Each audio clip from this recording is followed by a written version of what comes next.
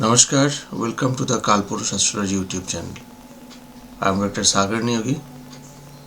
In this channel we used to discuss about different charts of Guru R.G. Rao, and today we shall discuss chart number 308.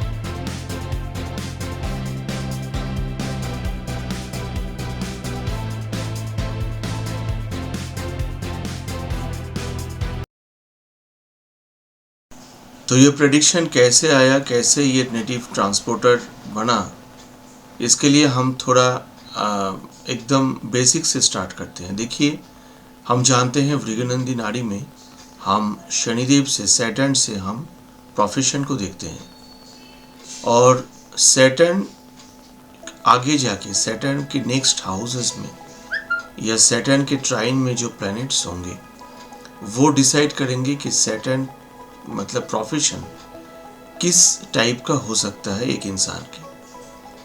तो इस chart में Saturn जो है वो cancer में है। कैंसर मतलब कैंसर का जो स्वामी है वो है चंद्रमा, हम जानते हैं। चंद्रमा सैटर्न के अगले ही हाउस में यानी सिंह में बैठा है। तो चंद्रमा जो सिंह में बैठा है, सैटर्न के जस्ट आगे चंद्रमा है और सैटर्न चंद्रमा के राशि में है।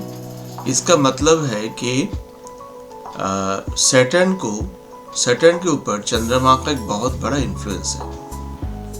As you all know in Bhrigu Nandi Nadi that the second house of any karaka planet is very much important in order to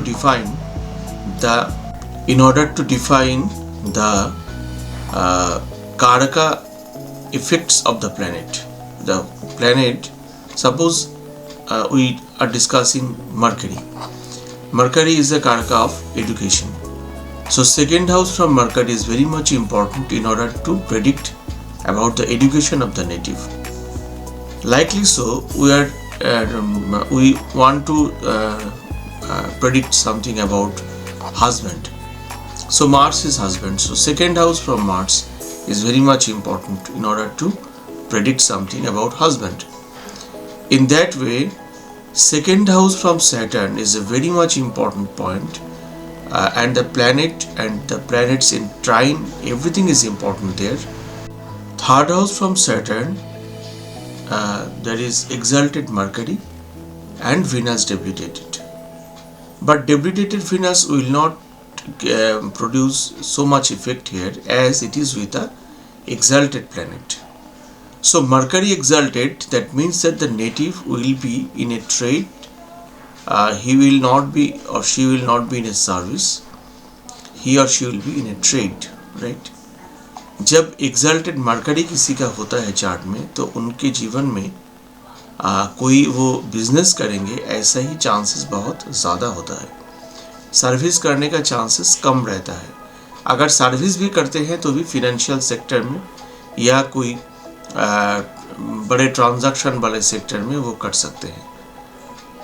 तो मरकरी अगर एक्सल्टेड है और मरकरी के साथ वीनस कंजंक्ट है और वो सैटर्न के थर्ड हाउस में है, हम जानते हैं कि अकॉर्डिंग टू वृगनंदी नाड़ी ग्रामर 3, 7, 11 का जो प्लैनेट है किसी भी प्लैनेट से, वो उस प्लैनेट को एस्पेक्ट करते हैं। अगर ये आपको थोड़ा अलग लगे ये सब्जेक्ट, मैं रिक्वेस्ट करूँगा कि वृगनंदी नाड़ी का ग्रामर एक बार आप ज़रूर पढ़ें ताकि ये चार्ट को समझने में थोड़ा आपको आसानी हो। और जो जानते हैं वो बहुत अच्छी तरह से ये समझ पा रहे हैं कि थर्ड हाउस का जो प्लैनेट है, 7th हाउस का जो प्लैनेट है और 11th हाउस का जो प्लैनेट है, वो किसी भी कार का प्लैनेट को एक बहुत बड़ा इन्फ्लुएंस वो डालते हैं। तो मैं कहने का तात्पर्य यह है कि सैटर्न आगे जाके जब चंद्रमा के बाद सैटर्न आगे जाके जब मरकरी एक्सल्टेड से मिलेगा, वीनस से मिलेगा, वीनस मतलब पैसा, मरकरी का मतलब बिजनेस, तो ये व्यक्ति बिजनेस करेगा। और चंद्रमा के राशि में है, चंद्रमा है मूविंग, मोशन, ट्रांसफर, तो ये ज़रूर ऐसे कोई काम करेगा जिसमें मूवमेंट रहेगा, मोशन रहेगा, ट्रांसफर रहेगा, चेंज ऑफ प्लेस रहेगा। तो इसीलिए गुरुजी ने यहाँ पर यह प्रेडिक्शन किया कि वो एक ट्रांसपोर्टर होंगे। एक पॉइंट यहाँ पर और देखने की बहुत ज़रूरत है, वो है सैटर्न के 12th में कौन सा प्लैनेट है। क्योंकि हम जानते हैं 12th के जो प्लैनेट है उनके गुण जो प्लैनेट कंसर्न उस कंसर्न प्लैनेट में आता है। तो इस चार्ट में देखिए सैटर्न के 12th में है मार्स यानी मशीन। तो ट्रांसपोर्ट का जो बिजनेस होता है वो व्हीकल्स से लेके होता है और व्हीकल्स जो है वो मशीन है।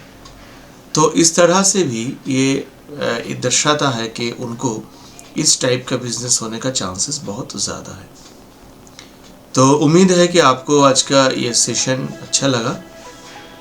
नाड़ी एस्ट्रोलॉजी में आरजी राव जी का जो किताब है भृगुनंदी नाड़ी, अगर उस किताब को हम पढ़े तो वहाँ से हमको जो ज्ञान मिलता है बहुत आसानी से, कितनी आसानी से सिर्फ एक चार्ट को देख के इतना बढ़िया प्रेडिक्शन गुरुजी ने किए हैं और वो सिस्टम हमको पता चलता है। और उस किताब में 503 चार्ट का वर्णन है, आप जानते हैं। उस 503 चार्ट को हम अगर सही तरह से डिकोड कर सके, पढ़ सके, तो ही जाके हम नाड़ी का कुछ एस्ट्रोलॉजी का प्रेडिक्शन आगे कर पाएंगे। और इस 503 चार्ट में वास्तु भी आएगा, इस 503 चार्ट में प्रोग्रेशन का भी इफेक्ट, उससे प्रेडिक्शन आएगा और ट्रांजिट तो आएगा ही। ट्रांजिट केवल मात्र जुपिटर या सैटर्न का नहीं आएगा, Jupiter, Saturn, Rahu, Ketu, Mars, Venus सबका आएगा। तो प्रोग्रेशन भी सबका आएगा। तो इन सब को अगर कोई एस्ट्रोलॉजर जो स्टूडेंट है एस्ट्रोलॉजी का, वो इन सबको अगर मन के अंदर, ब्रेन के अंदर ले सकता है तो ही कोई उस मार्ग का, उस ऊंचाई का प्रेडिक्शन कर सकता है। तो हम लोग क्या करते हैं, हम लोग भृगुनंदी नाड़ी के साथ कोई दूसरे स्ट्रीम को जोड़ देते हैं। कृष्णमूर्ति पद्धति हो, चाहे लाल किताब हो, चाहे और किसी का हो, बहुत अच्छा प्रेडिक्शन आता है, सही है। लेकिन जो आनंद आपको सिर्फ भृगुनंदी नाड़ी के प्रेडिक्शन से मिलेगा किसी भी जातक के, वो आनंद अगर आप इसके साथ और कुछ मिलाएंगे तो शायद नहीं मिलता। इसलिए विशुद्ध भृगुनंदी नाड़ी का जो साइंस है, ये साइंस सबसे अलग है, सबसे निराला है। तो आज के लिए इतना ही। उम्मीद है कि आपको आज का ये वीडियो अच्छा लगा। कुछ नए और एक चार्ट के साथ, नए वीडियो के साथ बहुत जल्द हाजिर हो जाते हैं। तब तक के लिए अच्छा रहिए, आपका ख्याल रखिए। ओम नमः शिवाय। जय राम कृष्ण।